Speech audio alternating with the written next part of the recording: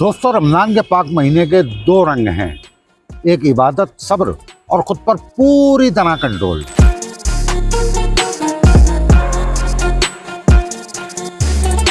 और दूसरा out of control. Out of control ये तो गलत है भाई। अरे पापा, मेरा मतलब बदतमीजी वाला नहीं, मौज मस्ती वाला, घूमने फिरने वाला।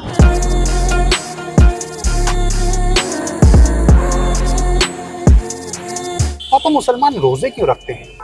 देखो, सिर्फ मुसलमान ही नहीं, दुनिया के लगभग सभी धर्मों में व्रत, उपवास, रोजा रखने की परंपरा है, क्योंकि इंसान को सिर्फ खाना पीना या मौज मस्ती नहीं बल्कि खुद पर कंट्रोल करना भी सीखना चाहिए। यानी रोजा भूखे प्यासे रहने का नाम नहीं, एक तरह की ट्रेनिंग है खुद पे कंट्रोल करने की। जी, और तरावी के बाद आउट ऑफ कंट्रोल हो जाना।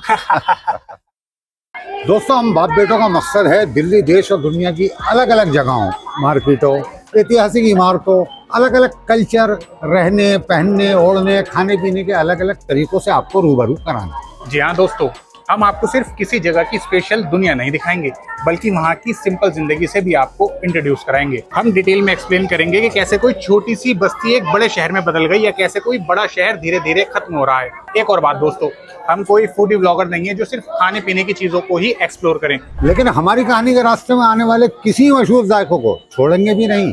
खासतौर पर रमजान सेलिब्रेशन जैसे वीडियोस में तो खाने पीने का जिक्र होगा ना। जी बिल्कुल, लेकिन हमारा फोकस क्लियर है, जुबान का नहीं दिमाग का जायका, मसालों का नहीं जानकारी का तड़का। तो दोस्तों, इसी सिलसिले में वहाँ पहुंचे हैं जामा मस्जिद दिल्ली, और इस वीडियो में हम आपको दिखाएंगे दिल्ली का रमजान सेलिब्रेशन। तो चले।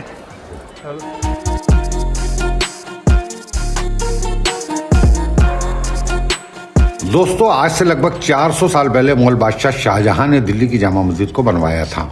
उज्बेकिस्तान के बुखारा शहर के आलिम अब्दुल गफूर शाह बुखारी ने नमाज पढ़ाकर इसका उद्घाटन किया। उन्हीं के वंशज आज भी यहाँ इमामत करते हैं, जिन्हें शाही इमाम कहा जाता। सैयद अहमद बुखारी अभी यहाँ के शाही इमाम हैं।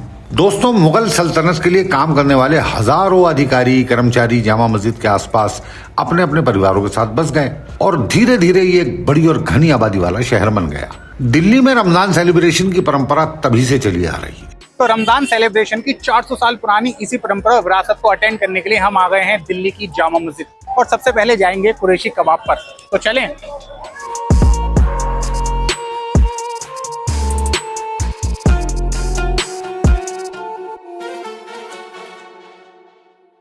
दोस्तों, सीख कबाब दुनिया भर के नॉन वेजिटेरियंस के लिए एक फेवरेट आइटम है। हमारे देश और दुनिया में भी अलग अलग जगहों पर सीख कबाब की अलग अलग वैरायटीज मिलते रहती हैं। सबसे खास बात कि हर किसी का एक अपना खास अंदाज होता है, किसी को उस दुकान की आइटम पसंद आती है, किसी को नहीं। तो फिर हम आए कुरैशी कबाब पे, तो सोचा हम भी ट्राई करते हैं और जरा अपनी राय आपके सामने पेश करते हैं।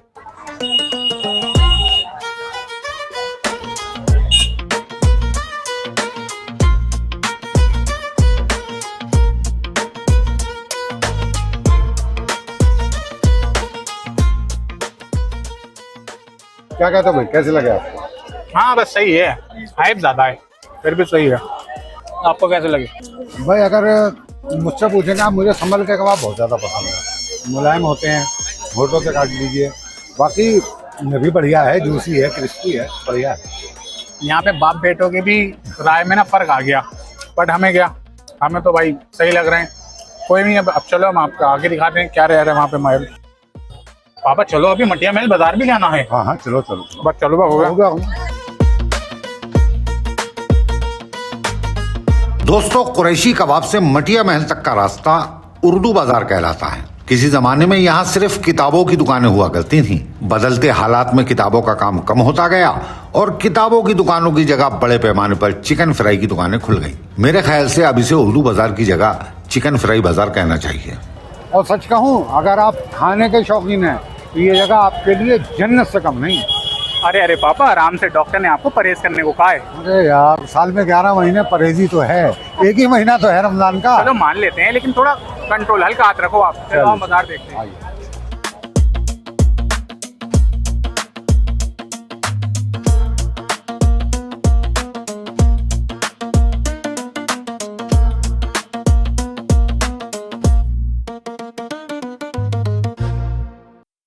आपको ट्राई कराते हैं। ओह, ये देखिए आप, ये मावे की जलेबी है। बहुत मावे की जलेबी है, देखिए आपको ये बम्बई में मिलेगा, और यहाँ पर ये मावे की जलेबी मिल रही है। और शाही टुकड़ा यहाँ पर भी है। काले रंग की मावे की जलेबी है, बुरहानपुर की कहलाती है ये। कितनी ज़बरदस्त रौनक है साहब यहाँ पर। ये मेरे उल्टे हाथ पे आप देखिए, ये हैं शीरमाल बन रहे हैं। मैं आपको नज़दीक से दिखाता हूँ। ये तरह तरह के शीरमाल आप देख रहे हैं। ये मिनट का शीरमाल है, 1 महीने तक खराब नहीं होता है। अच्छा, इसको रख सकते हैं 1 महीने तक? 15 से 20 दिन रख सकते हो आप, खराब नहीं होते हैं। अच्छा दोस्तों, अब हम चल रहे हैं शाही टुकड़ा की दुकान पर, जो कि दिल्ली की एक मशहूर स्वीट डिश है। आइए ट्राई करते हैं और देखते हैं कि शाही टुकड़ा कैसा होता है। अस्सलाम वालेकुम। देखिए, हम आ गए हैं मटिया महल बाजार में और यहाँ पर शाही टुकड़े का आप देख रहे हैं कितना शानदार। मैं चाहूँगा दिखाइए तो सही है। रबड़ी की परत देखिए आपने, मैं गारंटी कर रहा हूँ आपने देखी इतनी मोटी परत रबड़ी की। और ये शाही टुकड़ा है। क्या क्या बेच रहे हैं आप? ये रबड़ी है, ये फालूदा है, केसर मिल्क, बादाम मिल्क शेक है, ये केसर है, ये बादाम। तो कैसा चल रहा है काम? माशाल्लाह बढ़िया, अल्लाह का शुक्र है। तो मलाई खीर है, ये रमजान का तोहफा है।